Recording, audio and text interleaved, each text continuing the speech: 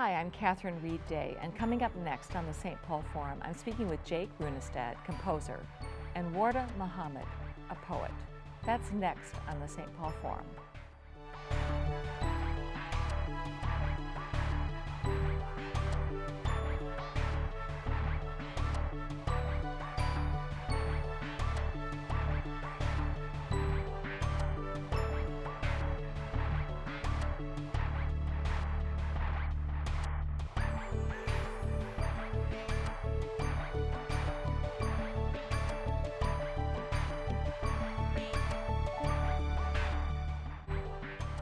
Welcome to the St. Paul Forum. I'm Catherine Reid, and joining me today is Jake Runestad, a composer. Welcome, Jake. Thank you. It's great to be here.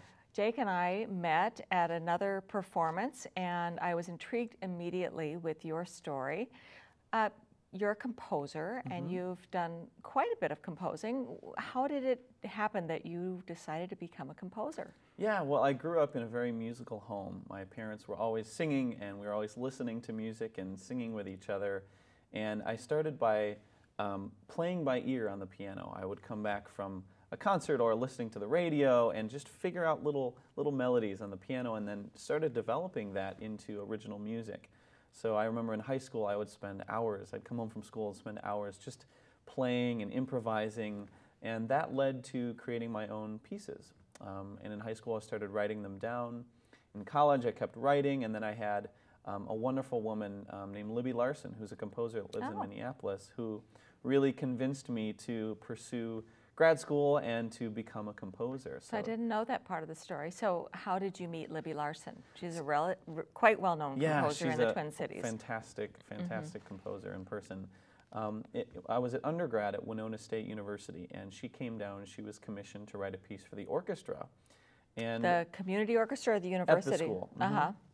And so the band was actually rehearsing one of my pieces, and so she came to that rehearsal, and we met afterwards, and you know, I'd never really studied with anyone before, and so we were just talking about what's my process, and she said, I'd like for you to study with me. And so I would drive up to Minneapolis from Winona and study with her in her home, and then she really just encouraged me to apply for grad schools and to really consider going to school to be a composer. To become the composer. So this really natural inclination and this by ear experience was important to you. When did you actually, was it difficult to learn how to do the note, you know, to start actually reading music? Yeah, and actually a funny story, in third grade, is the only time I took piano lessons, and I took for a year, and I came to a lesson and I played my piece. And my teacher said, that was very good, Jake, but you're on the wrong page. Because I would listen to what she did the week before and just play it. And so, you know, I wasn't very excited about reading music. Learning by ear, which is the way I learned too. Yeah. But in late high school, I started to learn a lot more about that. In college, after having theory, it really informed my ability to notate and to construct harmony and melody. And it, you know, it's something that just progressed over time. So you were patient with yourself to learn that? Yes. You gave yourself permission? Yes, I did. I wish I'd been able to do that. That's fantastic. You mentioned your process, and for so many people, it's so mysterious to understand how it's, you know, goes from idea to implementation. Can you tell us a little bit more about that process? Sure. Yeah, and sometimes I don't really understand it either. It's really a mystery, but for me, my process is, for example, if I'm writing a piece of vocal music, it always starts with the text. And so I'll look for a poem or a piece of prose that I think would fit the theme or whatever it is that I'm trying to write. And I'll go through hundreds of poems and find just the right one for that. And so I really research the poetry, I speak it, I improvise on it, and that leads to melodies, to different things that are derived from that text itself. For instrumental works, it's a little bit different, where you know you just have to come up with a melody or a motive or something out of the air. You know, just grab it as it passes by, and then it's a process of developing that information or that musical material into chords and into different melodies and the structure of the piece and how that develops throughout. You know, when you're talking about the relationship to the poetry, and then you talked about this pulling it out of the air. Do you feel like either one is a collaborative process in any way? I mean, is it coming through you in a sense, I guess is one of my questions, or do you feel that it arrives to you, or that it's all your own construction? In a way, I feel that I'm a conduit of some sort. And part of my not understanding how this process works, I think, is because in a way I am this conduit for the art form. And so especially when I'm setting text for a vocal piece of music, I'm really focused on the poetry or the words and allowing the music to come out of that. So in a way, I think it's very much collaborative, especially when I'm working with words, in that I'm trying to find the music that the poem has intrinsically inside of it. Mm-hmm. And it's so interesting when you think about the oral tradition in general, which is one of the things we're going to be talking about in the second half of the show. I mean, in order for the oral tradition to be passed on, how do we remember things? Is it in part because it is musical, do you think? Or that inherent in those words is some connection of sounds and meaning? I'm just kind of curious how that looks to you. Well, I think oral tradition, I guess both with spoken word and with musical language, is I think we really grab onto rhythm. And so the human way, the way we process things and tend to remember things is very much based on rhythm. And it's an important element of music. You know, without rhythm, we don't necessarily have music. It's one of these core elements. And so I think we grab onto that, and it's something that we feel physically.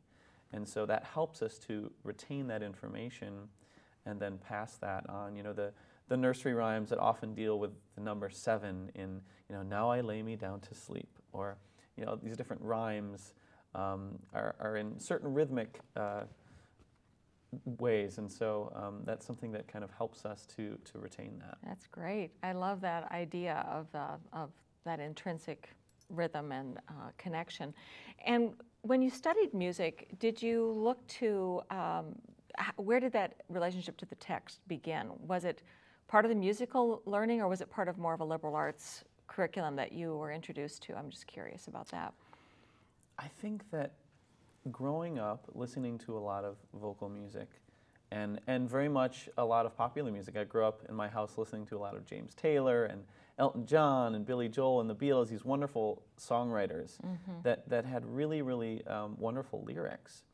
And when I got into college, I became very interested in poetry and would read a lot of it and really dig into it and find those meanings. And I just love that idea of just dissecting and finding what kind of things can we pull out of this. Fantastic. And so I think it's that pairing of music, which I love so much and I think can communicate so much with the intrigue and the communication of words. And when you bring those together, it is one of the most powerful art forms that we can experience. In the next part of our program, we're going to meet a poet with whom you collaborated on a composition. Can you just talk briefly about that? Yeah, so this piece was commissioned by a choir in Florida, the Master Chorale of Tampa Bay, and they wanted a piece that was about the immigrant experience. And my sister is a teacher at the Minnesota International Middle School here in Minneapolis. And so I said, hey, Callie, can you have your students write poems about their experiences as immigrants, as most of our students are from Somalia and Ethiopia and East African countries. And so I got over 100 submissions and found this perfect poem by Warda Mohamed, who we'll meet in just a second, that just formed the backbone for this piece that became a really powerful work of art. That's fantastic. And the name of the composition is what? It's called We Can Mend the Sky. We Can Mend the Sky. Well, that just makes my heart happy just hearing that. And it has been performed already. Yep, just a few weeks ago down in Florida. Okay, and we'll be able to connect people to your website as well. For sure, yep. So when we come back, we're going to be joined by Warda Mohamed, who will talk to us about this beautiful composition.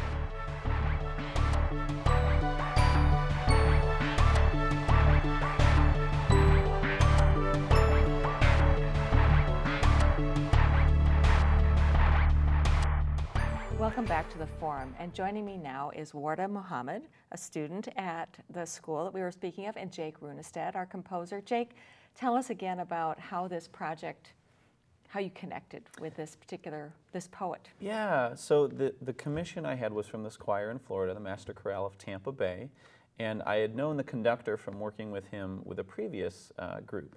And so he was interested in creating a new work, and the theme for their concert was Upon These Shores. So the idea of being an immigrant, writing music that maybe is bridging two different countries or two different ideas.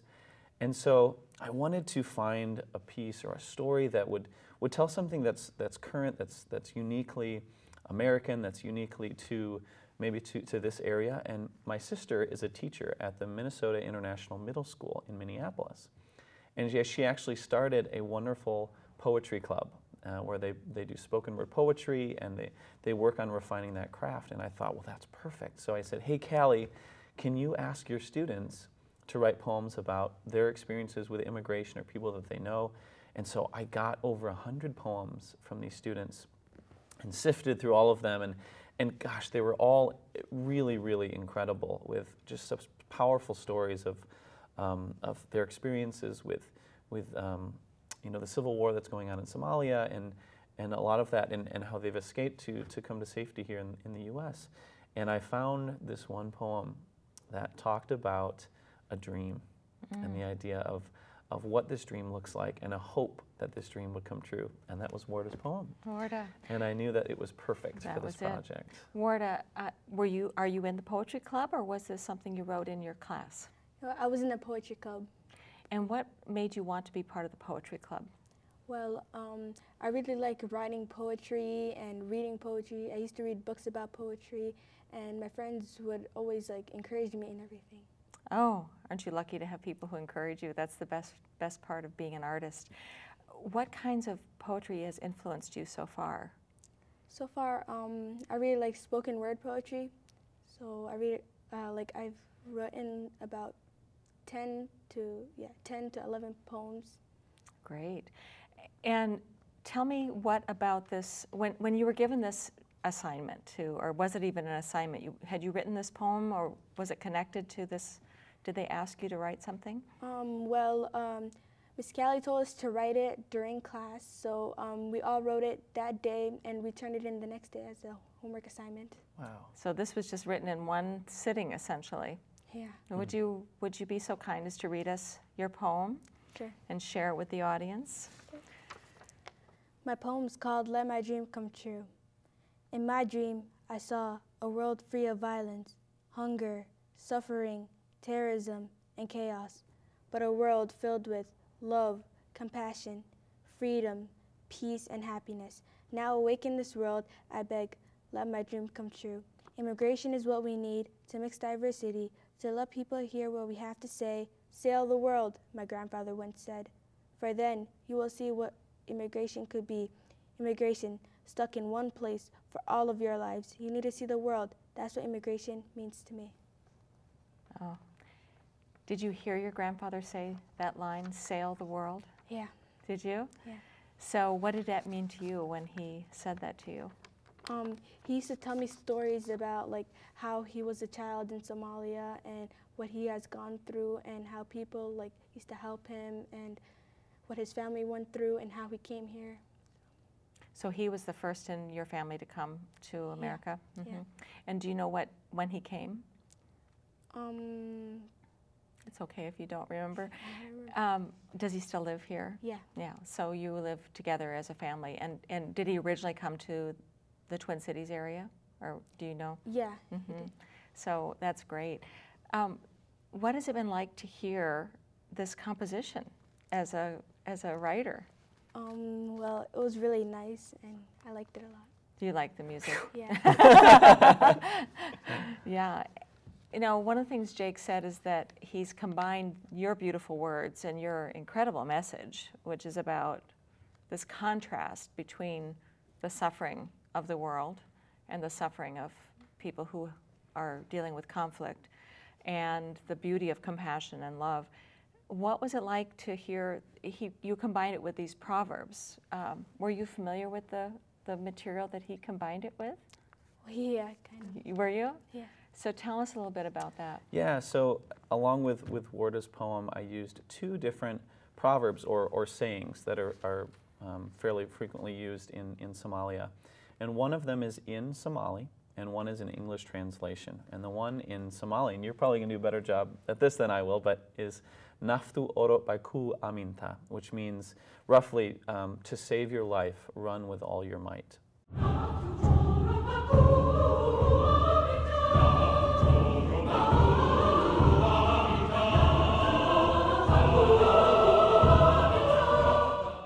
So this idea of if you're struggling, or if there's a place where you are that is very difficult, that you will have that strength to leave, just like your grandfather did. And then the second proverb is translated into English, and it's, if we come together, we can mend a crack in the sky. If we come together, we can mend a crack in the sky.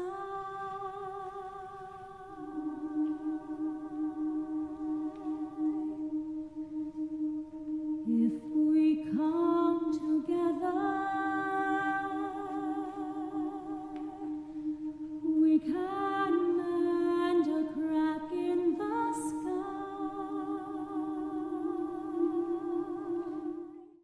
And that's where the title of the piece comes from.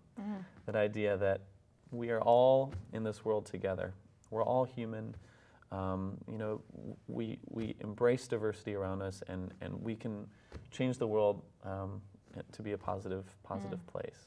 I just heard the most beautiful statement of a retelling of an ancient Judaic story, which is also about that the sky shattered, and that our task is to bring that light all back together, that is what our human task is. So how interesting that I'd hear these same phrases from many traditions, essentially, because I would guess that those, I mean, we've come from different traditions, but with that same idea. I'm wondering, it seems to me like you felt your poems, your words, before you even spoke them. I'm putting that in, and I'm just interpreting how it feels to me to listen to you. Do you know how the words come to you? Well, usually I just like write words down and put them together and like brainstorm some words. So this one's like really one of the poems that I really liked. Yes, I can imagine. Well, it seems as though it sounds effortless. And I guess since you did it so quickly, it must have just come from a deep place in you where you already knew the information, but it came out so completely. Do you rework your writing much? Some days I just like, other days I write poems, and some days I like write some words down, like, and make titles up, and just rhyme the words together. And do you have you performed very often then? Yeah, when it was the poetry club, we had a performance, and it was judged by Jake. Oh, really? So yeah. So he got to hear you give it. Yeah. And so the experience of making this connection to this particular piece, can you say more about that and how it's affected, how it influenced the music? Yeah, the piece is for a large choir and bass drum, and then at the end it's a djembe, which is a frame drum that is kind of played between the legs and like that, which you've probably seen before somewhere. But the beginning of the piece opens with the word naftu, which is life or soul, and in the beginning the choir is stating the word naftu, and the bass drum is beating, and it's almost as if the bass drum is chasing the word and kind of shortening. So each statement is slightly shorter than the next. And then as we progress through the piece, it becomes more intense, and you know, there's a soprano soloist who is singing Warda's words as if it's a young girl who's telling the story. And then it moves through that proverb about running for your life, and then it opens up to that wonderful line in her poem where it's, you know, now awake in this world, I beg, let my dream come true, which is just the crux of the piece. It really is. And as you picture that dream to come true, how do you see yourself in relationship to your fellow students and to your community? Have you thought about that? Yeah, some days probably. What do you imagine? Like, what would it look like if your dream came true? I mean, you've described it in your piece, that it's about caring for one another, is what it sounds like. should probably be a really, really great world, and where everybody's helping each other. And if that dream came true, it's like everything came true for me. Yeah, that's beautiful. Now, it's been performed. Who was there? It's been performed in Florida only at this point? Right. Right. So Warda, you weren't able to be there, I assume. That's too bad. But have you listened to the recording then? Yeah. What does it feel like to hear? I mean, I listened to it. Jake sent me the link, of course, from his website. It was grand, wasn't it? I mean, it's really beautiful to hear that music come to life. Did you imagine your words coming out of that beautiful soprano's mouth? Well, I didn't know this was going to happen, so it was like really amazing to go through this, and like I never imagined a real artist performing my poem, and it was really amazing. I really liked it. Do you think you might be willing to share your work with another composer someday? Maybe. Let's hope so. It wasn't a bad experience, right? Yeah.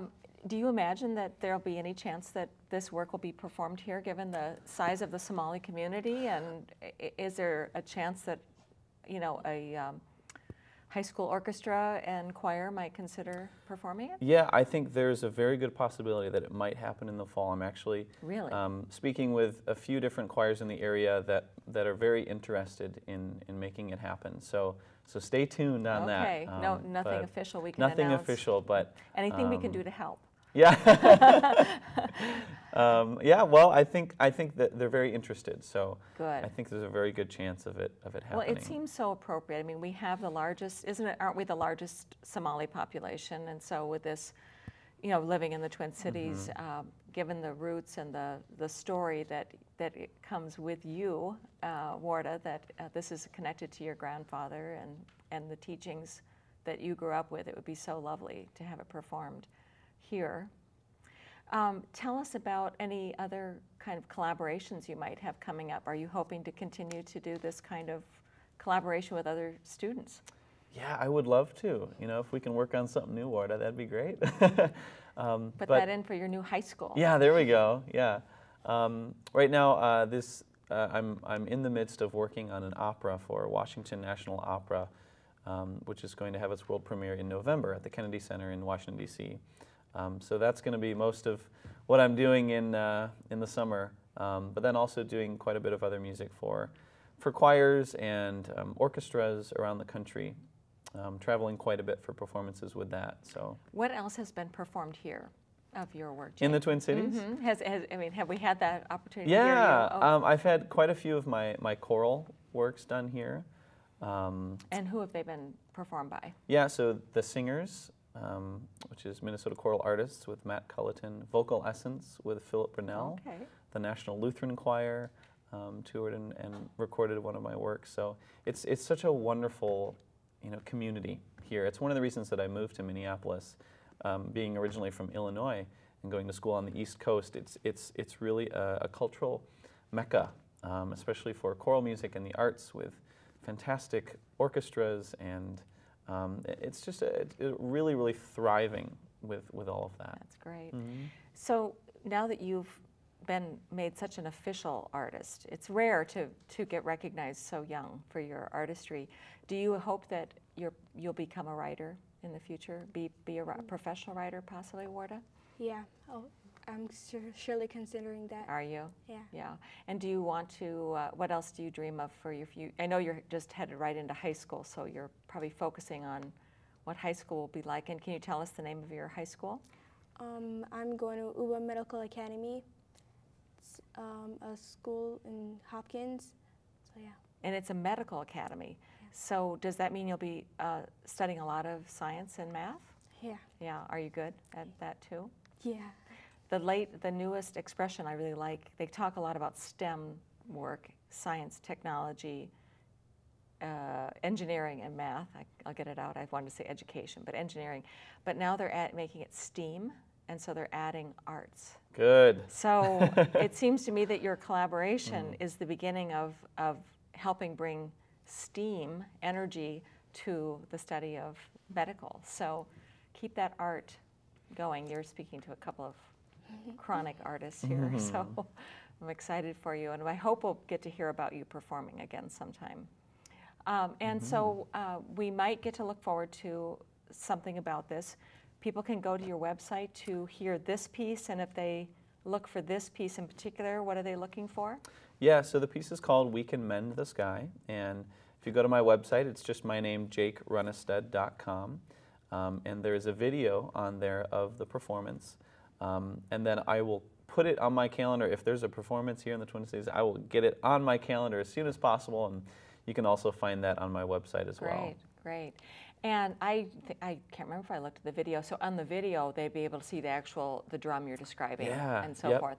I wanted to make that connection in part because we have another show we just completed about the Somali Museum, and so they're going to, people who might see on that piece some clips of some of the artifacts, the kinds of instruments that are made, and there's a connection because they show the specific drums that are from Somalia, which are made from animal hide and wood. So it'll be a nice connection. But we would love to hear you perform, and thank you so much, Warda, for being willing to read your work. It's a privilege to hear it live. I did read it, and it touched me deeply. So thank you for sharing your artistry with us, and I hope that people always encourage you to use your voice because it's important. And thank you, Jake, so much for sharing your art. That's all we have time for. Come join us again next week on the St. Paul Forum.